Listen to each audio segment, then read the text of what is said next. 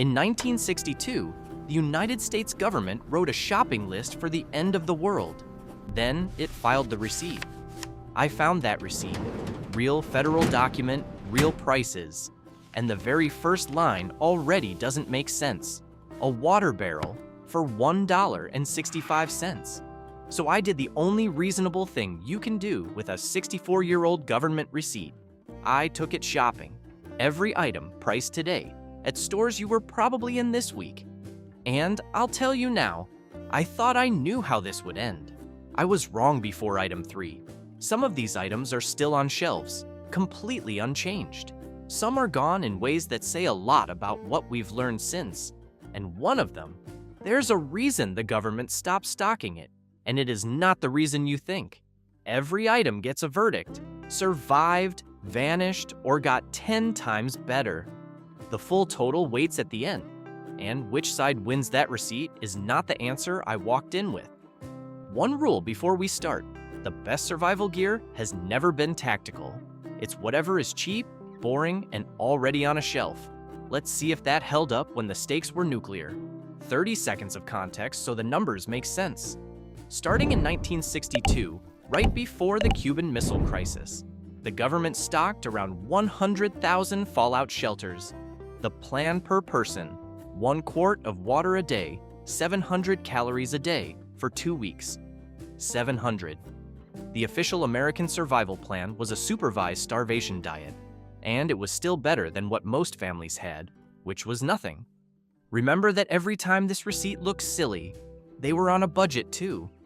Now, the list. Item 1, the $1.65 barrel.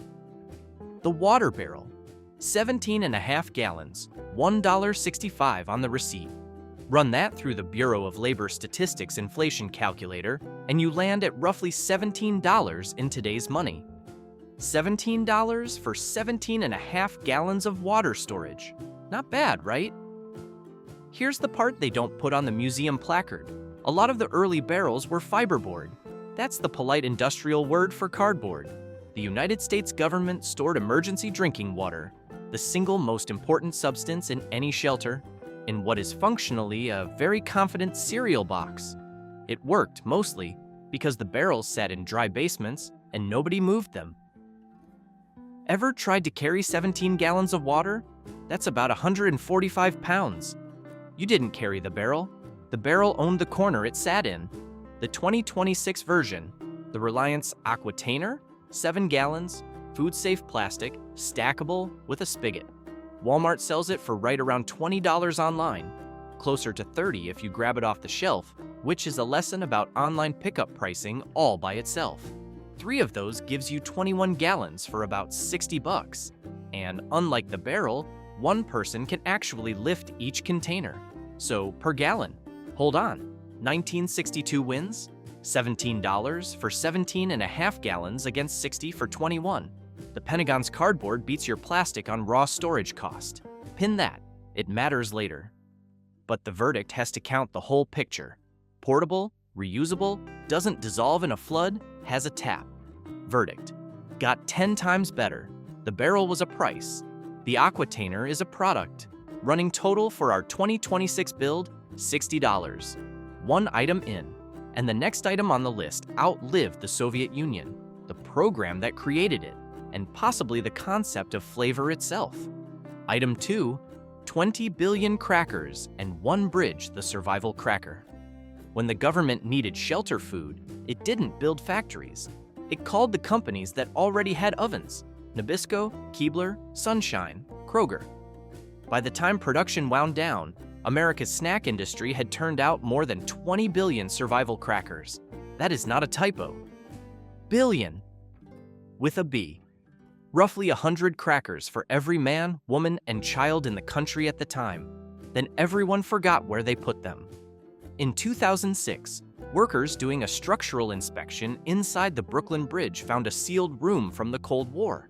Inside, water drums, medical supplies, and around 140 boxes holding over 350,000 survival crackers.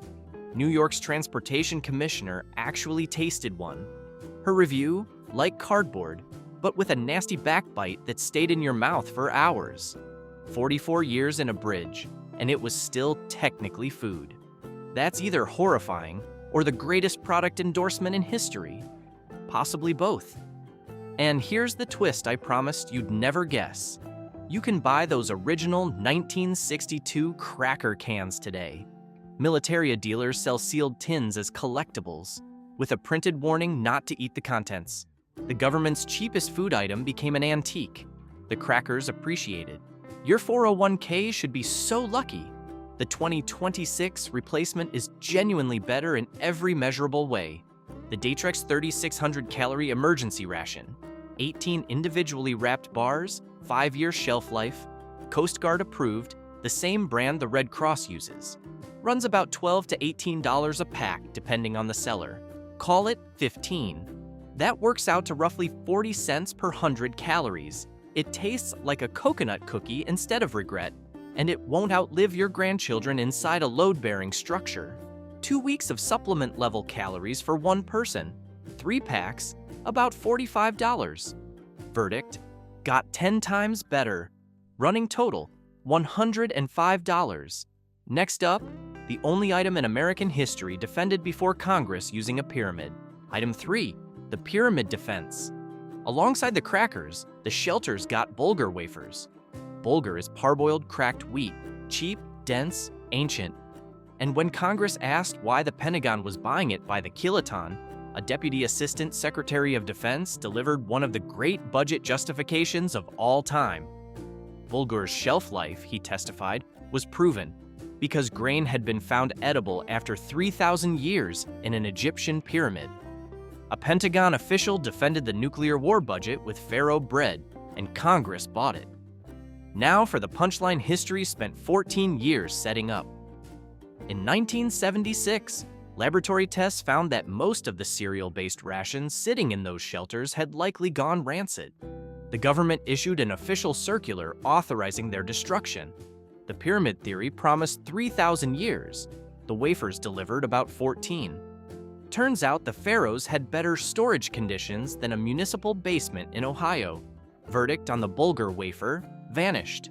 Nobody makes a survival wafer out of Bulgur anymore. The product is extinct. But the grain? The grain never left. Walk into Kroger or Whole Foods today, and there's Bob's Red Mill Bulgur at about $4 for a 24-ounce bag, roughly $2.66 a pound. Per calorie, it's still one of the cheapest shelf-stable foods in the entire store, exactly like the Pentagon said. The wafer died, the idea just moved to aisle 7 and stopped wearing a uniform. 2 bags for the pantry, $8. Running total, $113. Item 4, 1/3 candy. The official shelter food list had 3 entries: crackers, wafers, and something the paperwork calls, with a completely straight face, carbohydrate supplement. Let me translate that from government to English. It's candy, hard candy, lemon drops. The federal survival plan for nuclear war was roughly 1 part candy, delivered in cans, and filed under language so bureaucratic it could put you to sleep faster than the medical kit, which, again, we're getting to. And here's the uncomfortable part for anyone who wants to laugh at 1962. The candy was the smartest line on the whole receipt. Hard candy is nearly immortal. It's basically glass made of sugar. It needs no water, no preparation, no can opener. It's pure, fast energy. And in a concrete room full of frightened strangers, a piece of butterscotch is worth more for morale than any pamphlet ever printed. 64 years later, big box stores still sell bulk hard candy for a few dollars a pound, and there is nothing a modern company could improve about it. They got this one completely right on the first try. Verdict: survived, unchanged, undefeated. $5 into the cart. Running total, $118, halfway through the list. And this next item is the one I warned you about. The spot where a regular guy at Walmart doesn't just beat the Pentagon, he beats them at half price. Item 5, the $7 toilet. The Sanitation kit, $7.31 on the receipt. Adjusted for inflation, that's about $78 today. For that money, 1962 got a drum, a snap-on plastic toilet seat, toilet paper, cups, and a can of waterless hand cleaner. The drum doubled as the toilet. When the shelter stay ended, the drum was the souvenir nobody wanted. It gets better. Those hand cleaner cans leaked so consistently that in November 1964, Civil Defense issued an official bulletin ordering them pulled from the kits during inspections. Read that again. The government's emergency toilet had its own emergency, and it generated federal paperwork. Somewhere in an archive, there is a memo chain about leaking hand soap, written by men in ties during the Cold War. Now the 2026 build. The Reliance Luggable Loo, a 5-gallon bucket with a snap-on seat and lid, is about $29 at Walmart, complete. Prefer to build it yourself? A generic snap-on seat runs $18 to $25. A hardware store bucket is about $5. Liner bags and paper a few dollars more. Call the whole setup $35, and it's sturdier, cleaner, and portable. $35 against the Pentagon's inflation-adjusted $78. You just beat the United States government at bathroom procurement by 55%. Put that on a resume. Verdict: got 10 times better and cheaper. The only item on the list that wins both ways. Running total, $153. Item 6. The kit with a secret medical kit. A. Designed to handle the day-to-day ailments of 50 to 65 people for 14 days, with contents consistent with American Medical Association recommendations. Bandages, aspirin thermometers, water purification tablets. Reasonable? Boring. Exactly what you'd expect. Except for one line item. The kits contain phenobarbital. That's a barbiturate, a powerful sedative. It sat in those boxes in shelters across America until 1971, when disposal orders came down, and any remaining tablets had to be reported to the Bureau of Narcotics and Dangerous Drugs. Think about what that line on the packing list actually means. The planners looked at the math. 300 strangers, 1 concrete room, 2 weeks, 700 calories a day, and concluded the kit needed more than bandages. That wasn't first aid, that was crowd control in a pill bottle. And honestly, it might be the most clear-eyed item on the entire receipt. It's also the reason this exact kit could never exist today, which is why the verdict is vanished. Not upgraded. Vanished. The philosophy died with the program. What replaced it runs on a completely different theory. Treat the injury, not the room. The best-selling branded kit in America right now is the Johnson & Johnson All-Purpose, 160 pieces. Bandages, gauze, antibiotic cream, Tylenol, Benadryl, and instant ice pack. For $18.36 at Walmart. Add a decent thermometer and a box of electrolyte packets, and you're still under $30, covering more real-world scenarios than Kit A ever did. Minus the barbiturates. You'll have to manage the crowd with your personality. Running total, $183. One item left. And it's the most expensive thing that was ever in the room. Item 7, the most expensive thing in the room. Every shelter rated for 50 or more people got radiation detection instruments, the CDV series survey meters, yellow boxes, analog needles, the thing every Cold War movie put on a table. In 1962 terms, this was the priciest capability on the list. The food was pennies. The instruments were serious money. Detecting radiation was expert equipment, the way owning a computer once was. Here's what 64 years of technology does to a price tag. Today, an entry-level digital Geiger counter, the FNRZ GC01, sells on Amazon for $30 to $50. Rechargeable, pocket-sized, LCD screen. Want the trusted mid-range? GQ Electronics out of Seattle, whose customer list includes universities and the State Department, starts around $100. Either one is more sensitive, more accurate, and more capable than anything a 1962 shelter warden ever laid hands on. And the mirror image of the Cracker story. Original CDV 700 meters are collector items now. They regularly sell online for more than the modern detector that outperforms them in every way. The 1962 machine costs more than the 2026 machine. The past has officially become a luxury good. Verdict: got 10 times better by the widest margin on the board. $40 for the budget option. Running total, $223. The honest corner. Before the final receipt, let's be fair to 1962, because this channel reads receipts. It doesn't write narratives. 3 places where the old list flat out wins. First, raw water storage. $17 adjusted for 17.5 gallons is a per gallon price no retail container today touches. Cardboard or not, that was efficient procurement. Second, the candy. Perfect call, first try, never improved upon. Third, and this is the big one, the list itself.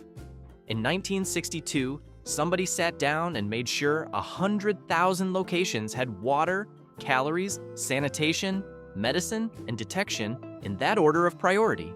Imperfect supplies, systematically stocked, beat perfect supplies that never get bought. Most people in 2026 own better gear than any fallout shelter ever held, scattered across a garage with no list at all. The Pentagon's real product wasn't the crackers, it was the checklist. That part never went rancid. The final receipt, the tally board, 7 items. 1 survived, the candy, untouchable, 2 vanished. The pyramid wafers and the sedative kit, both extinct for very different reasons. 4 got 10 times better. Water, food, sanitation, and detection, the entire backbone of the list. The money, the 1962 package converted through the Bureau of Labor Statistics into today's dollars, lands in the low 300s per person for the 2-week standard. The 2026 cart we just built, 3 aquatainers, 3 Datrex packs, Bulgur, candy, a complete bucket toilet, a 160-piece medical kit with extras, and a digital Geiger counter, rings up at about $223. Every single item portable, better built, and available for pickup this afternoon. So, can a regular guy with a regular budget beat the Pentagon at its own game? Yes, by about $100, and it's not close on quality. But the Pentagon left you the blueprint for free, and the blueprint was the valuable part all along. $1.65 for the barrel, 64 years for the lesson. One question before you go, and wrong answers are welcome in the comments. If you had to eat one thing from the 1962 list, the 44-year-old bridge cracker, the pyramid wafer, or the government lemon drop, which one are you trusting? Be honest. Somebody down there is going to say the cracker, and I need to know why.